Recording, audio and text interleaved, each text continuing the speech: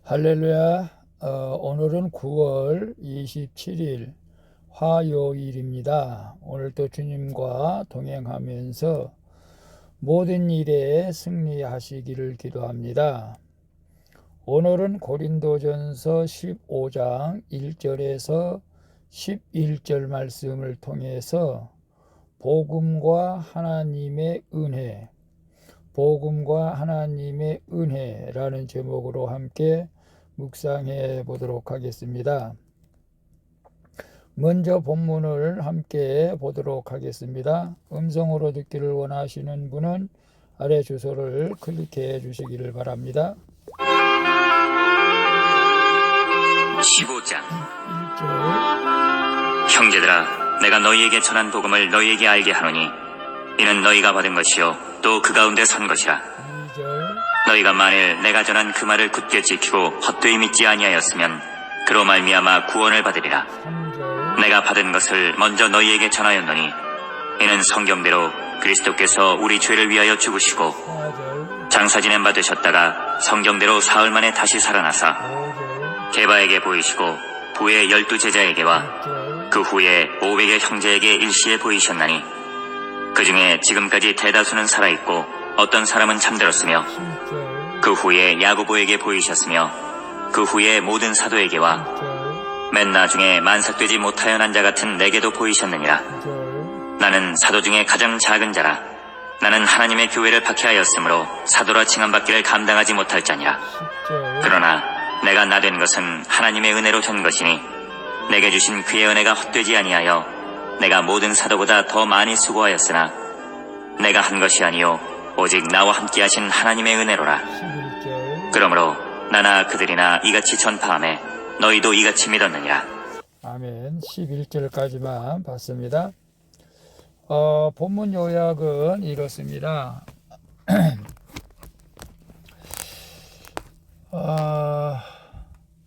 바울은 고린도 교회의 교인들에게 복음의 핵심은 그리스도께서 십자가에서 죽으시고 부활하시는 것이며 그리스도의 부활에 대해서는 수많은 증인들이 있다고 얘기합니다.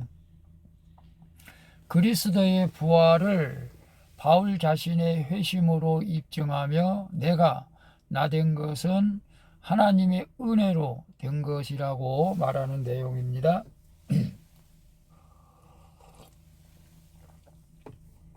질문과 묵상하기 1. 나는 무엇 때문에 예수님을 믿습니까? 복음 때문입니까? 아니면 세상 복을 누리기 위함입니까? 3절 4절 볼까요? 내가 받은 것을 먼저 너희에게 전하였노니 이는 성경대로 그리스도께서 우리 죄를 위하여 죽으시고 장사 지낸 바 되셨다가 성경대로 사흘 만에 다시 살아나사. 바울은 자신이 알고 있는 복음의 핵심 진리를 고린도 교회 교인들에게 확고히 심어주려고 하는 것을 봅니다.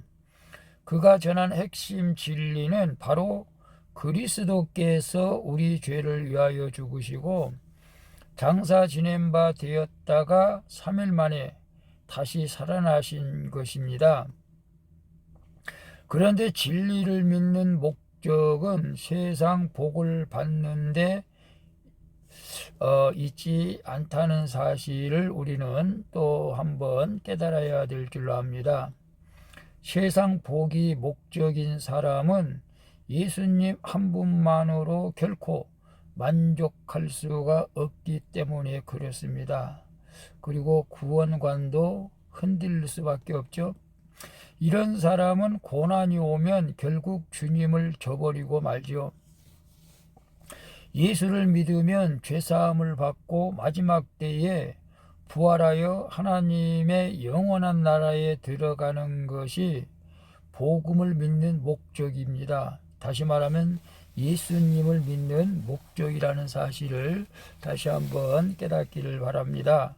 그래서 나는 무엇 때문에 예수님을 믿습니까? 복음 때문입니까? 아니면 세상 복을 누리기 위함입니까? 당연히 복음 때문이죠. 우리는 예수 믿고 우리 죄사함을 얻어 영원한 천국에 들어가는 것이 진정한 우리 예수님을 믿는 목적이 되어야 될 줄로 알고 또 그렇게 믿을 줄로 믿습니다. 근데 세상 복을 누리기 위한 목적은 아니지만은 우리가 예수님을 잘 믿다 보면 하나님께서는 그 믿음을 보시고 세상적인 또 복을 주시는 것을 또 여러분 믿으시길 바랍니다. 그래서 믿음 생활을 잘 하게 되면은 하나님께서 그 믿음을 어여삐 여겨주시고 이 땅에서도 하나님께서 복을 주시는 것이죠. 그러나 복을 받기 위함으로 우리가 예수 믿는 것은 아니고 구원받고 천국 가기 위해서 믿는데 하나님께서 보너스로 이 땅에서도 잘되게 하는 그런 축복을 주신 줄로 믿습니다. 그렇기 때문에 분명한 것은 내가 예수 믿는 목적은 구원받기 위함이다.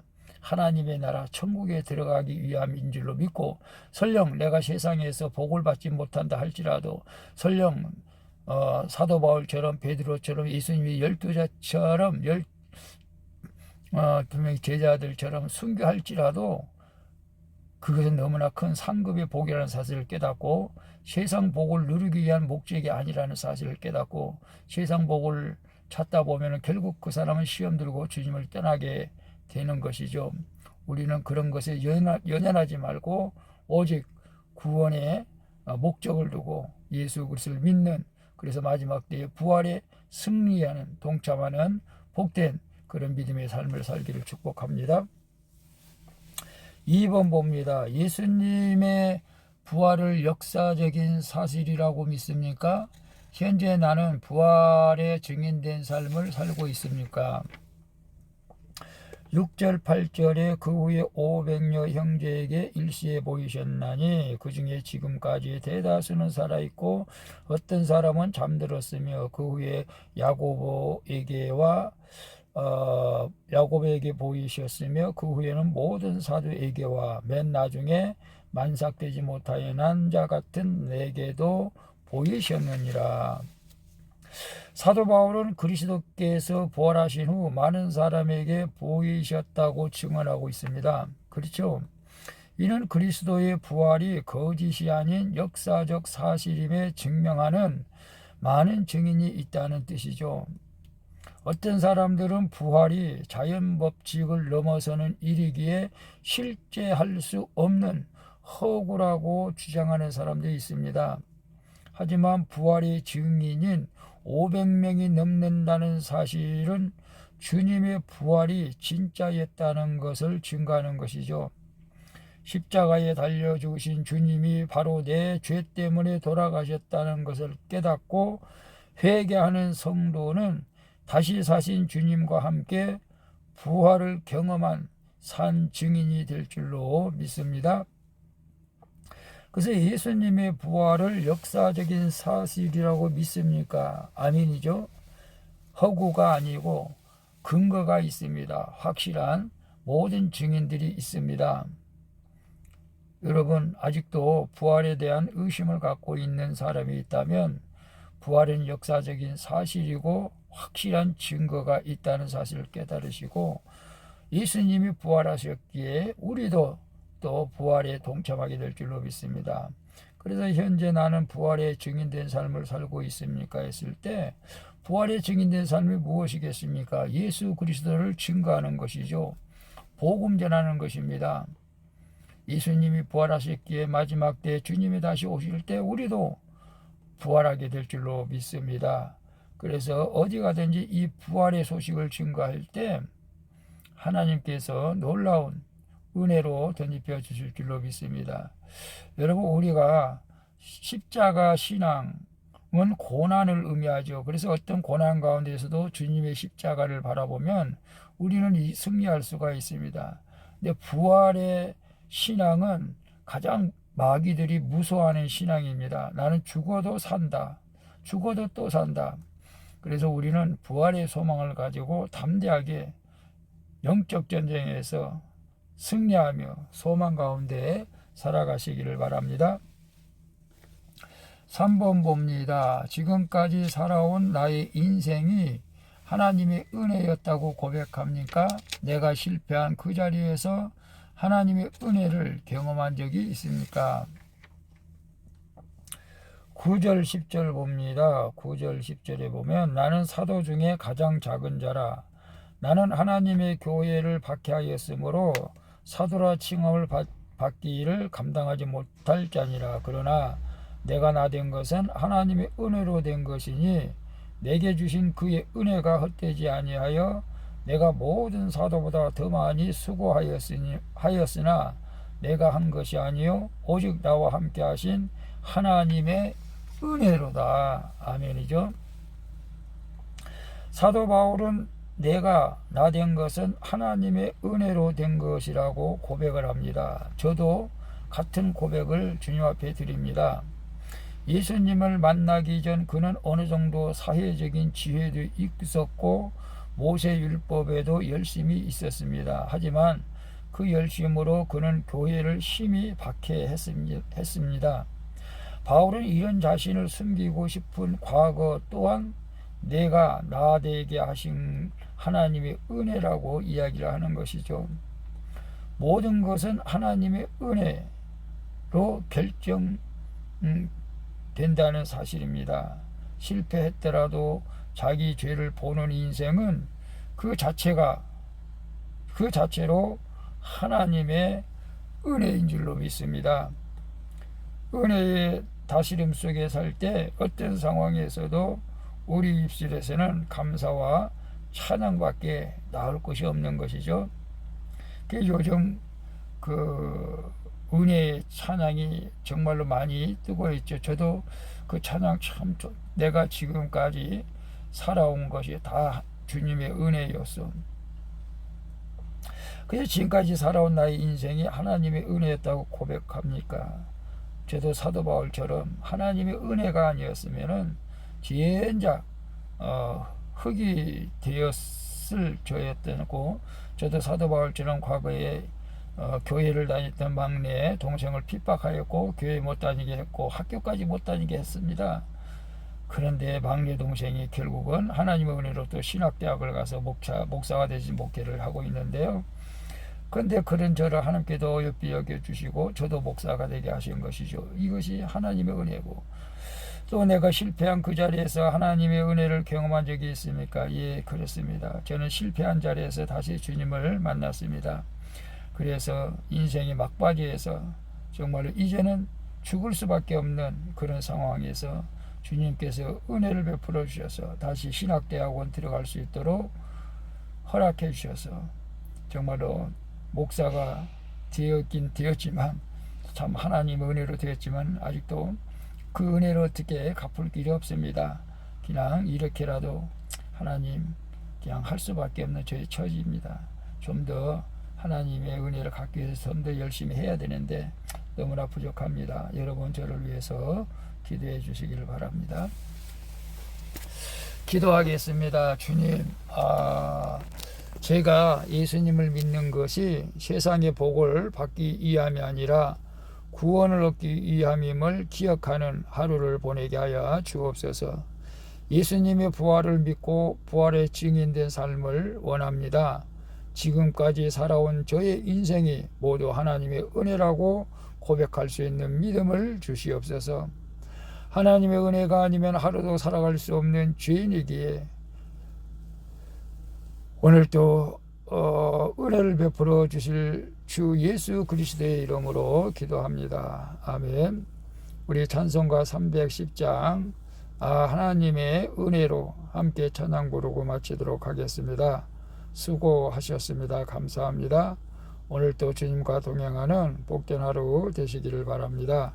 샬롬.